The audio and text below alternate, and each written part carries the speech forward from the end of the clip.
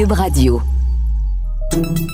Salut, c'est Charles Dran avec l'équipe dans 5 minutes. On s'intéresse aux sciences, à l'histoire et à l'actualité. Aujourd'hui, on parle de minéraux. Pas n'importe lesquels, ceux qu'on appelle les minéraux d'avenir que l'on retrouve dans le sous-sol québécois. Lithium, graphite, cuivre, nickel, titane ou les éléments des terres rares et quelques autres, le gouvernement du Québec qualifie ces minéraux de critiques et stratégiques parce qu'ils sont indispensables pour soutenir notre transition énergétique et technologique et contribuent par le fait même à la décarbonation de notre économie. La demande pour ces minéraux est en hausse constante, mais ces ressources ne sont pas infinies. C'est pourquoi le Québec a lancé en 2020 le Plan québécois pour la valorisation des minéraux critiques et stratégiques 2020-2025, qui vise notamment à développer l'économie circulaire des minéraux afin de les réutiliser davantage et de réduire notre empreinte écologique. Alors, comment est-ce qu'on fait? C'est quoi cette économie circulaire? C'est quoi l'enjeu? Dans cet épisode coécrit avec le ministère des Ressources naturelles et des Forêts du Québec, Cybèle Olivier répond à toutes ces questions. Au Québec, on n'en manque pas de ces minéraux critiques et stratégiques. Graphite, nickel, cuivre, cobalt, d'autres éléments du groupe du platine, niobium, titane, vanadium, lithium, zinc, cuivre, éléments des terres rares. Pour tous ces minéraux, il y a au Québec soit des mines ou des projets miniers ou des gîtes et gisements. Et ça tombe bien, car ces minéraux sont devenus indispensables. Dans les batteries des autos électriques, par exemple, vous avez du lithium, du graphite et du cobalt. Et vous ne pouvez pas construire le turboréacteur d'une éolienne sans terres rares, même nécessité pour fabriquer des panneaux solaires. Bref, les énergies propres passent par ces minéraux. Et on ne parle même pas de nos joujoux technologiques de tous les jours. Ces minéraux, il y en a plein les téléphones, les tablettes, les ordinateurs.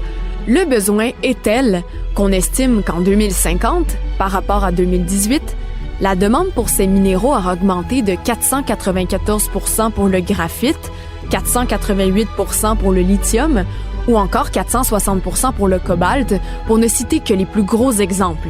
Et ces données, c'est d'après les calculs de la Banque mondiale et de l'Institut d'études géologiques des États-Unis menés en 2019. Alors, il va falloir répondre à cette demande et s'assurer de le faire de manière durable et responsable, en plus d'éviter de seulement dépendre de l'extraction minière à la source. Pour toutes ces raisons, Québec cherche à valoriser ce qu'on appelle l'économie circulaire de ces minéraux critiques et stratégiques. C'est quoi ça? Il faut comprendre que, après avoir extrait les minéraux du sol, ces minéraux sont ensuite concentrés, purifiés, puis utilisés en usine pour construire et assembler les composantes de nombreux produits. Et qu'après ça, ces batteries d'auto électriques, ces éoliennes, ces téléphones, on les utilise et ils s'usent.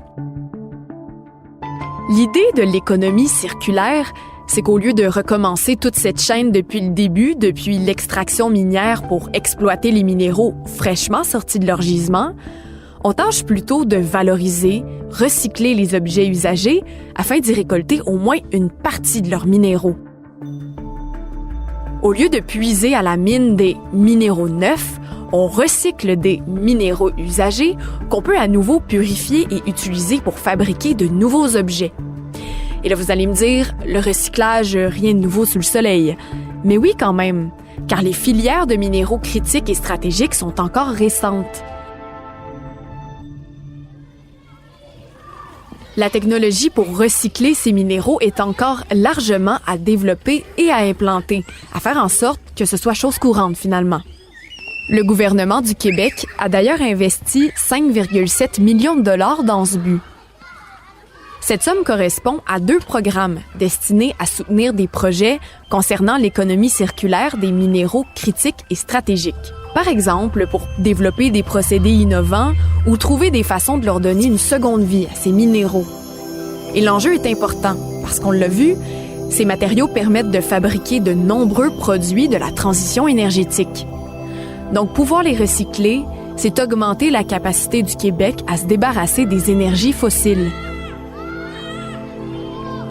L'enjeu est important aussi parce que d'après une étude de Recyc Québec en 2022, la quantité de matériaux qu'on va produire pour la transition énergétique va passer de 4 000 tonnes actuellement à 296 000 tonnes en 2050. Des matériaux qui seront d'ailleurs issus à 49 % de l'éolien et à 47 % des véhicules électriques. Et parmi ces matériaux, donc, une grosse partie de minéraux critiques et stratégiques. Il y aura donc de quoi recycler. Si on veut bien y mettre les efforts, autant commencer tout de suite.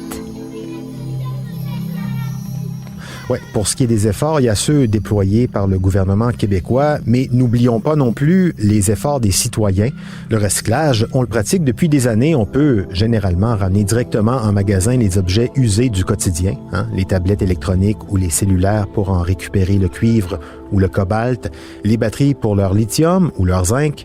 Et oui, les minéraux critiques et stratégiques, on en trouve partout au Québec, même dans nos poches. Merci Cybèle Olivier, c'était en 5 minutes.